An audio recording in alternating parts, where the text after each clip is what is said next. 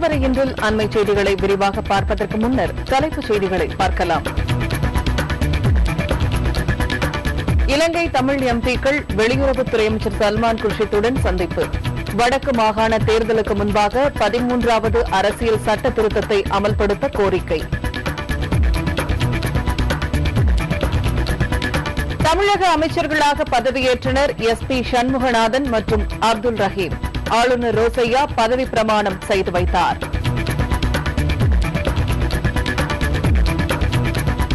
Cricket சூதாட்ட தரகர்களின் சொத்துக்களை மதிப்பிடும் பணி CBCID போலீசார் தீவிரம்.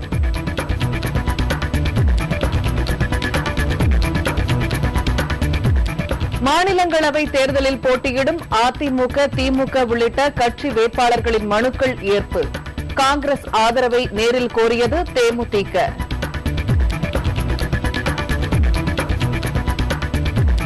நிலக்கரி சுரங்க ஒதுக்கீடு முறைகேடு வழக்கு. பிரதமர் அலுவலக அதிகாரிகள் இருவரிடம் CBI விசாரணை.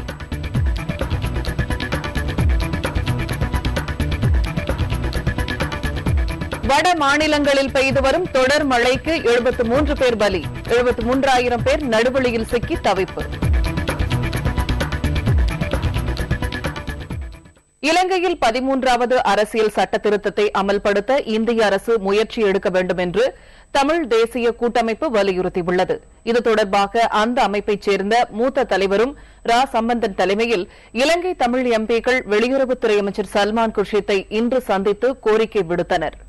பிரதமர் மன்மோகன் உள்ளிட்ட தலைவர்களையும் சந்தித்து பேச இலங்கை தமிழ் எம்பிக்கள் குழு திட்டமிட்டுள்ளனர்.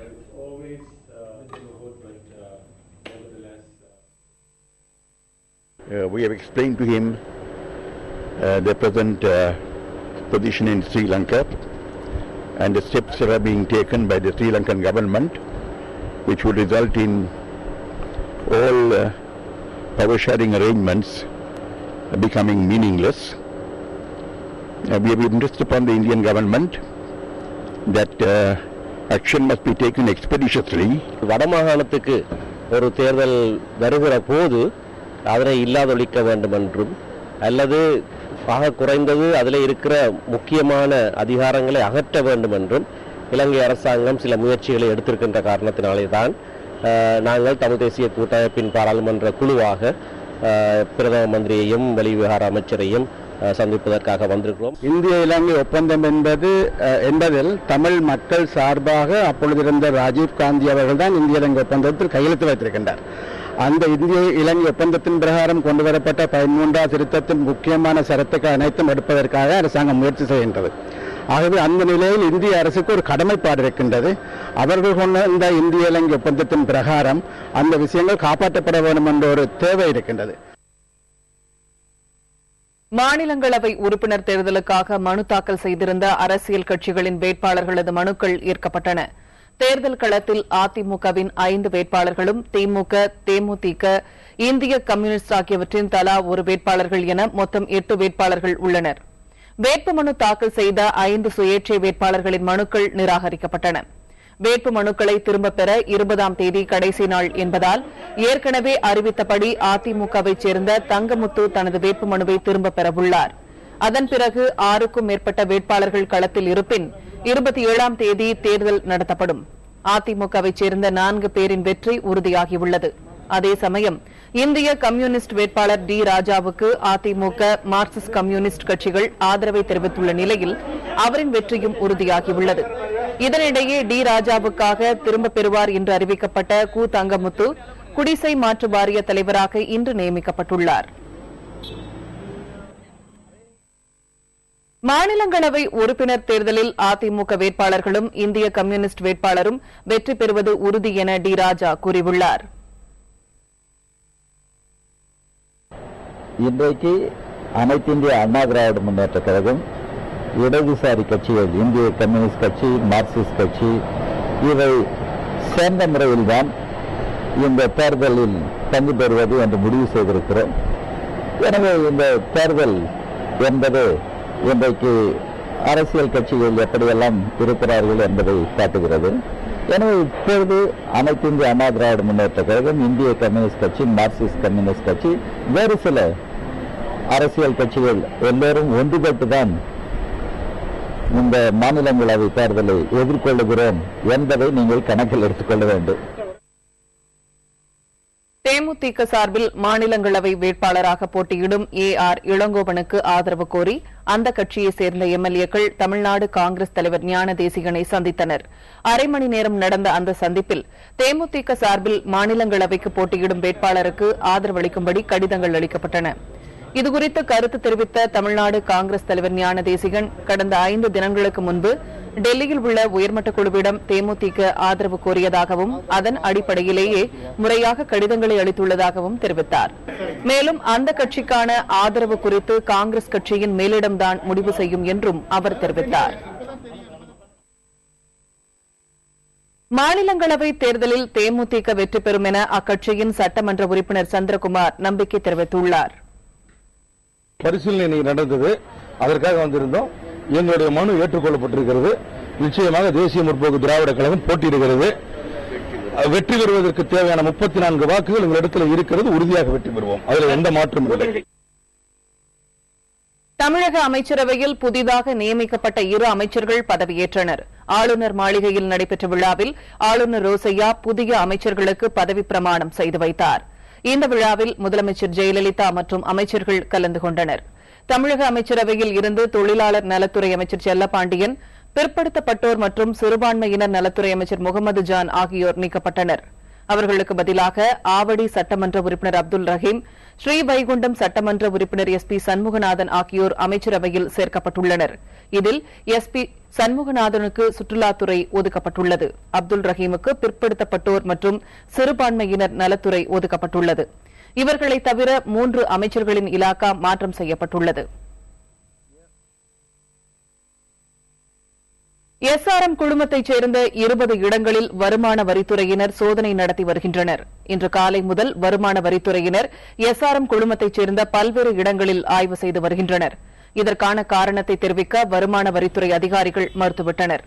இது தொடர்பாக செய்தி சேகரிக்க செய்தியாளர்களுக்கும் அனுமதி மறுக்கப்பட்டது. தாம்பரம் ரயில் நிலைய அதிகாரியின் அறையில் வைக்கப்பட்டிருந்த உபகரண பெட்டியை திருடிய நபரை போலீசார் கைது செய்துள்ளனர்.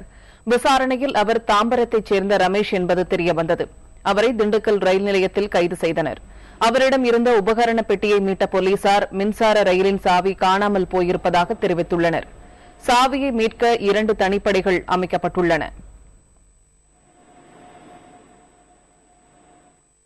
மருத்துவ படிப்புகளுக்கான கலந்தாய்வு சென்னை கீழ்ப்பாக்கம் அரசு மருத்துவக் கல்லூரி அரங்கில் தொடங்கியது.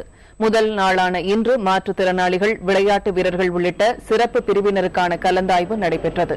அதில் பங்கேற்பதற்காக விளையாட்டு பிரிவில் இருந்து 3 பேரும், மாற்றுத்திறனாளிகள் 81 பேரும், முன்னாள் ராணுவ வீரர்களின் வாரிசுதாரர்கள் 28 பேரும் அழைக்கப்பட்டிருந்தனர். சிறப்பு பிரிவினருக்கு 59 MBBS இடங்கள் ஒதுக்கப்படுகின்றன.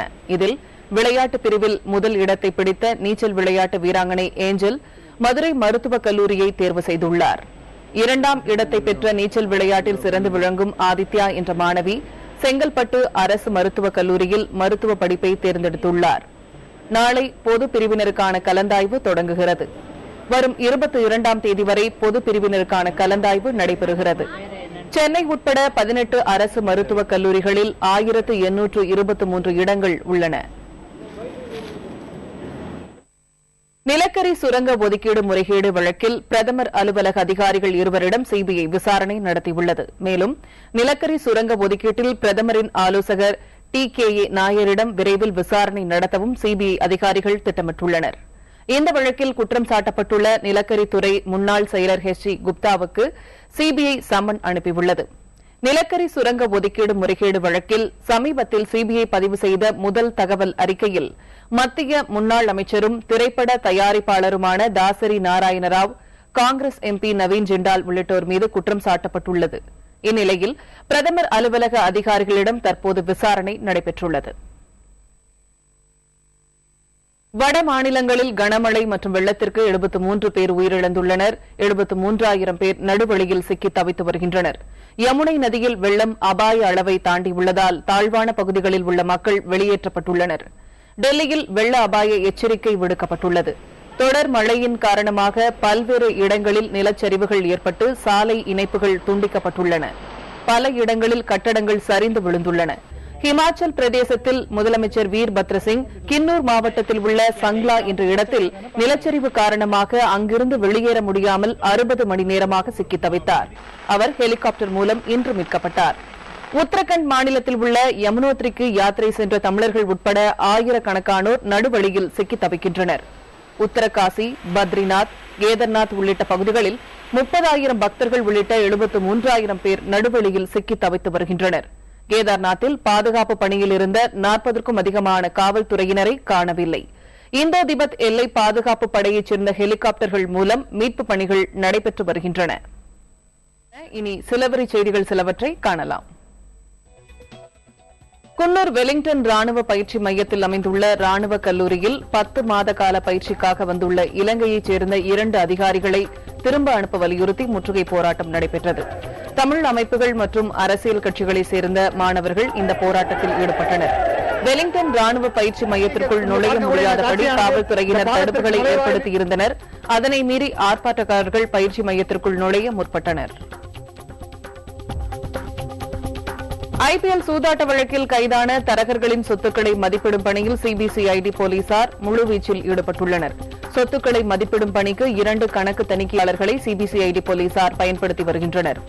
சூதாட்டத்தில் சம்பாதித்த பணத்தை தரகர்கள் எங்கு முதலீடு செய்துள்ளார்கள் என்பது குறித்து சிபிசிஐடி போலீசார் விசாரணை நடத்தி வருகின்றனர். திருவள்ளூர் மாவட்டம் பொன்னேரி அருகே லாரி ஓட்டுநரிடம் காவலர் போல் நடித்து 20,000 ரூபாய் கொள்ளையடிக்கப்பட்டது. இந்த சம்பவத்தை நேரில் பார்த்த பொதுமக்கள் காரை விரட்டிச் சென்று பிடிக்க முயன்றுள்ளனர். மீஞ்சூர் ரயில் நிலையம் அருகில் காரை நிறுத்திவிட்டு மர்ம நபர்கள் தப்பியோடிவிட்டனர். இதுகுறித்து லாரி ஓட்டுநர்கள் அளித்த புகாரின் பேரில் மீஞ்சூர் காவல்துறையினர் வழக்கு பதிவு செய்து விசாரணை மேற்கொண்டு வருகின்றனர். காஞ்சிபுரம் அரசு மருத்துவமனையில் தொடரும் அவல நிலையை கண்டித்தும் நகராட்சியின் சீர்கேட்டை கண்டித்தும் திமுக சார்பில் ஆர்ப்பாட்டம் நடைபெற்றது. இந்த ஆர்ப்பாட்டத்தில் திமுக முன்னாள் அமைச்சர் தாமோ அன்பரசன் உட்பட ஏராளமான திமுகவினர் கலந்து கொண்டனர். இந்த ஆர்ப்பாட்டத்தில் தமிழக அரசுக்கு எதிராக முழக்கங்கள் எழுப்பப்பட்டன. திருப்பூர் மாவட்டம் பல்லடம் அருகே நாட்டிலேயே முதல் முறையாக சூரிய ஒளி மூலம் மின்சாரம் தயாரித்து விசைத்தறிகளை இயக்கி சாதனை படைக்கப்பட்டுள்ளது. இதன் மூலம் அறிவிக்கப்படாத மின்வெட்டிலிருந்து தங்களுக்கு விடுதலை கிடைத்துள்ளதாக தொழிலாளர்கள் மகிழ்ச்சி தெரிவித்துள்ளனர். சூரிய மின்சாரத்தின் மூலம் தங்களின் நலிவடைந்த தொழில் மேம்படும் என்றும் அவர்கள் நம்பிக்கை தெரிவித்தனர். மதுரை மாவட்டம் மேலூர் அருகே அரசால் ஆதி திராவிட மக்களுக்கு கட்டித்தரப்பட்ட தொகுப்பு வீடுகள் மிகவும் சேதமடைந்துள்ளதாக புகார்கள் எழுந்துள்ளன. தற்போது மிகவும் சேதமடைந்துள்ள இந்த வீடுகள் எந்த நேரமும் இடிந்து விழும் நிலையில் உள்ளன. இதுகுறித்து அதிகாரிகளுக்கு பலமுறை புகார் அளித்தும் எந்த நடவடிக்கையும் எடுக்கப்படவில்லை என கிராம மக்கள் குற்றம் சாட்டியுள்ளனர். புதுக்கோட்டை அருகே 10 லட்சம் ரூபாய் கேட்டு கடத்தப்பட்ட மாணவர் மீட்கப்பட்டார். கந்தர்வக்கோட்டை அருகே உள்ள கொத்தம்பட்டி கிராமத்தைச் சேர்ந்த அருணாச்சலம் மகன் அழகேசன் அருகில் உள்ள பள்ளி ஒன்றில் 8ஆம் வகுப்பு படித்து வருகிறார். கடந்த சனிக்கிழமை மாலை அழகேசன் வீட்டில் இருந்தபோது கடத்தப்பட்டார். இது தொடர்பாக அளிக்கப்பட்ட புகாரின் பேரில் 8 தனிப்படைகள் அமைத்து அழகேசனை காவல்துறையினர் தேடி வந்தனர். இந்நிலையில் இன்று அதிகாலை 5 மணி அளவில் புதுக்கோட்டை தஞ்சாவூர் நெடுஞ்சாலையில் அழகேசனை விட்டுவிட்டு சென்றனர். இதனையடுத்து அழகேசனை போலீசார் மீட்டனர். பீகார் மாநில அரசை கண்டித்து நடைபெற்ற போராட்டத்தின் போது பாரதிய ஜனதா மற்றும் ஐக்கிய ஜனதா தளம் கட்சி தொண்டர்களிடையே மோதல் ஏற்பட்டது. பாட்னாவில் பீகார் முதலமைச்சர் நிதிஷ்குமாரை கண்டித்து பாரதிய ஜனதா கட்சியினர் பேரணி சென்றனர். அப்போது பாரதிய ஜனதா மற்றும் ஐக்கிய ஜனதா தளம் கட்சி தொண்டர்கள் இடையே பயங்கர மோதல் ஏற்பட்டது. அதில் பலர் காயமடைந்தனர். போராட்டத்தில் ஈடுபட்ட பாரதிய ஜனதா கட்சி தலைவர்கள் பலர் கைது செய்யப்பட்டனர். பெங்களூரு சர்வதேச விமான நிலையம் அருகே துவாரகா நகரில் உள்ள ஸ்டேட் பேங்க் ஆஃப் இந்தியாவின் ஏடிஎம் இயந்திரத்தினை அடையாளம் தெரியாத நபர்கள் கொள்ளையடித்து சென்றுள்ளனர். அரசு அந்த இயந்திரத்திற்குள் 25 லட்சம் ரூபாய் இருந்திருக்கலாம் என காவல்துறையினர் தெரிவித்துள்ளனர். இந்த சம்பவத்தில் குற்றவாளிகளை பிடிக்க தனிப்படை அமைத்து பெங்களூரு காவல்துறையினர் தேடி வருகின்றனர். பெங்களூரில் தற்போது 2வது முறையாக பணத்துடன் ஏடிஎம் இயந்திரம் கொள்ளையடிக்கப்பட்டுள்ளது.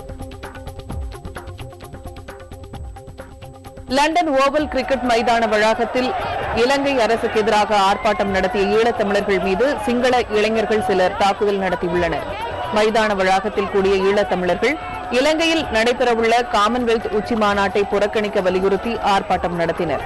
அப்போது திடீரென அங்கு வந்த சிங்கள இளைஞர்கள் சிலர் இலங்கை தேசிய கொடியை ஏந்தியபடி அரசுக்கு ஆதரவாக கோஷங்களை எழுப்பினர்.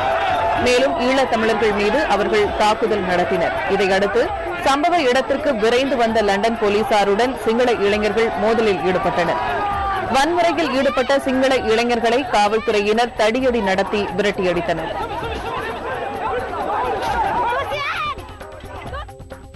அடுத்து வருவது உங்கள் ஊர் உங்கள் குரல். அண்மை செய்திகளுக்கு தொடர்ந்து இணைந்திருங்கள் புதிய தலைமுறையுடன்.